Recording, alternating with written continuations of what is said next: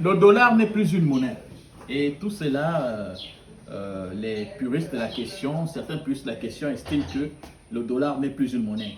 Et cela est dû à la décision du président Nixon. Parce que le président Nixon, suite aux plusieurs crises financières à répétition au niveau des États-Unis, le président Nixon en 1971 a décidé comme ça de changer la convertibilité du dollar en or. Et cela a donné suite comme ça à beaucoup de changements au niveau de la gestion financière, d'où l'avènement de l'intelligence financière. Bon, selon l'OCDE, l'intelligence financière, qu'est-ce que c'est? Nous allons paraphraser. L'intelligence financière, c'est la sensibilité non seulement aux risques, mais aussi aux opportunités. C'est-à-dire prendre des décisions en connaissance de cause lors de nos choix de placement. Pour faire tout simplement simple, c'est l'ensemble des stratégies. L'ensemble des stratégies lors d'une décision qui va contribuer comme ça à votre bien-être financier. Mais l'OCDE, qu'est-ce que c'est? L'OCDE, c'est l'organisation de coopération, de développement économique. C'est une organisation qui est au cœur même du système économique mondial, qui a vu le jour juste après la Deuxième Guerre mondiale. L'intelligence économique permet comme ça, au regard de la diversification du système financier, permet comme ça d'avoir non seulement la connaissance, mais aussi la compréhension en termes de choix dans nos décisions qui a trait à notre trésorerie, pour ne pas dire notre finance.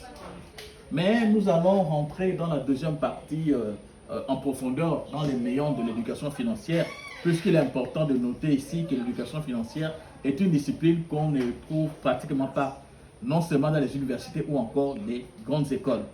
Voilà pourquoi je me propose comme ça de tenir un module dans les jours à venir sur l'éducation financière pour pouvoir aider certaines personnes dans les choix de placement ou encore dans les choix d'investissement. Je vais chuter par là avec l'illustration de deux personnes emblématiques qui ont comme ça utilisé l'intelligence financière, et cette discipline les a amenés plus ou moins au sommet du continent du point de vue financier. Le premier, c'est Dangote. De peur de faire de l'anachronisme, je ne vais pas dater les événements à venir. Vous savez, à une certaine époque, le grand-père de Dangote était l'homme le plus riche du Nigeria. Et Dangote, actuellement, depuis sensiblement plus de 5 ans, est l'homme le plus riche du continent africain. C'est quelqu'un qui s'était d'abord spécialisé dans le ciment et il a fait ce qu'on appelle la diversification du portefeuille. Aujourd'hui, il est aussi non seulement dans le pétrole, mais aussi dans l'agroalimentaire. Voici un exemple d'intelligence financière qui a contribué comme ça à l'ascension de cet homme du point de vue financier. Il y a aussi quelqu'un qui a aussi marqué le continent, qui m'a aussi marqué personnellement, c'est Mossadegh Bali. Mossadegh Bali, qu'est-ce que c'est? Mossadegh Bali, c'est qui en fait? C'est le PDG de, je crois, d'une chaîne hôtelière qu'on appelle Azalaï. Pour la petite histoire, c'est quelqu'un qui voit le jour au Mali. Mais lui et sa famille se sont installés au Niger. Ce sont des grands commerçants et ils font aussi dans du négoce. Son père étant un visionnaire, a fait le choix d'envoyer ces derniers aux États-Unis, non d'abord en France, aux États-Unis pour apprendre des rudiments de la gestion financière.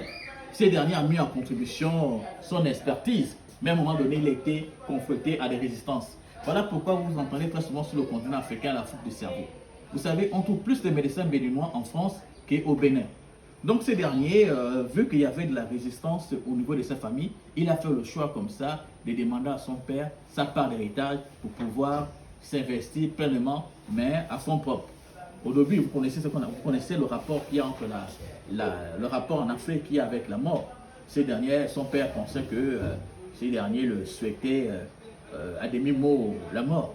Mais lorsqu'il a pris sa part d'héritage, aujourd'hui, quand vous allez en Afrique de l'Ouest, la plupart des hôtels qu'on appelle Azalaï, ce sont des hôtels 4 étoiles qui font la fierté du continent. Donc c'est pour faire comprendre que lorsque vous avez une idée, lorsque vous avez l'intime conviction que cette idée peut porter le fruit, faites-vous accompagner par un expert. Ces derniers vont tout simplement vous demander ces honoraires d'expert. Donc, à très bientôt sur ma page. N'oubliez pas de partager pour une Afrique qui gagne. Merci encore.